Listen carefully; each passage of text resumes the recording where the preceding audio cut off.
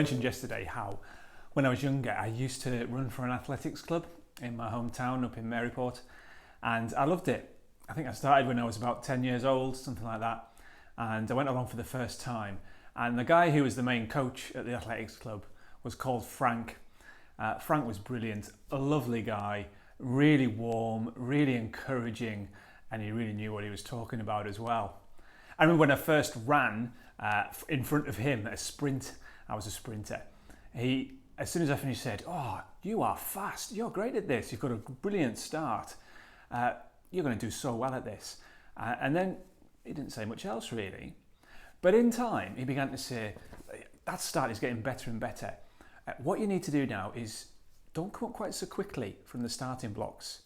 For the first 20 yards, you want to keep your head low and then begin to come up right after that." Okay, I don't see what difference that'll make, I thought, but okay, I'll do it. Sure enough, I ran faster. Over time, he taught me to lift my knees up so that I went faster, to use my arms so that I went faster, but he was always encouraging. He never had a go at me for not doing it straight away. He just said, "You're good at this. Here's what you need to do to get better at it." And he introduced it bit by bit. I never became a world beater, but I did get faster. Let me read to you today's verses from Philippians. They're chapter 3, verses 15 and 16. "Therefore, let all of us who are mature think this way.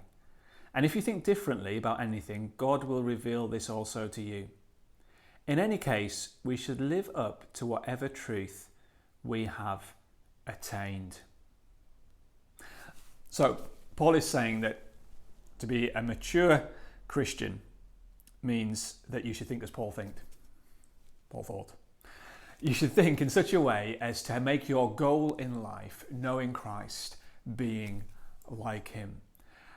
That's the mature Christian mindset, knowing Jesus, being like Jesus.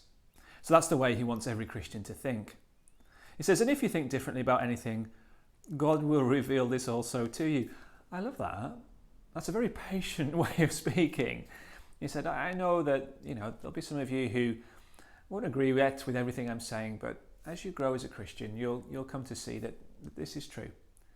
He's not being particularly harsh about it. He's just saying it'll come.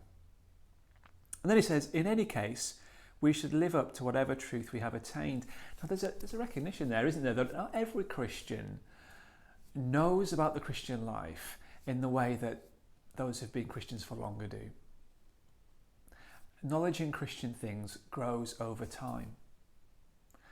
And Paul is saying basically, look, let's not be critical of those who haven't learned as much about what it means to think and live as a Christian yet as perhaps you have. Give them time. That's exactly what my athletics coach did. There were so many things he could have told me after that first time I tried to sprint in front of him. He could have given me a whole list of things that I was doing wrong and that I should have been doing differently in order to run faster. But he didn't.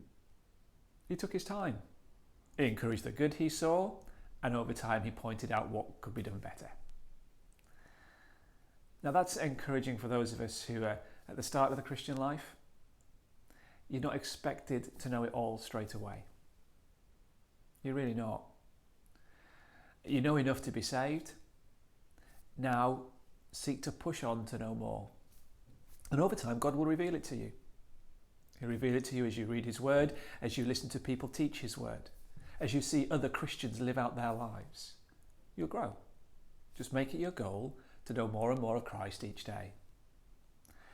Live up to what you know now. And if you're an older Christian, or you consider yourself a mature Christian, don't look down on those who seem to have a long way to go. Be patient with them. There's a reason that new Christians still get lots of things wrong, often. They don't have the knowledge yet. They're still baby Christians. Encourage the good, gently point in the direction of being like Jesus and knowing him. Be like Paul, the maturest Christian any of us would ever meet if we met him. And yet he's patient and says, it'll come. Live up to what you know already you'll grow more over time.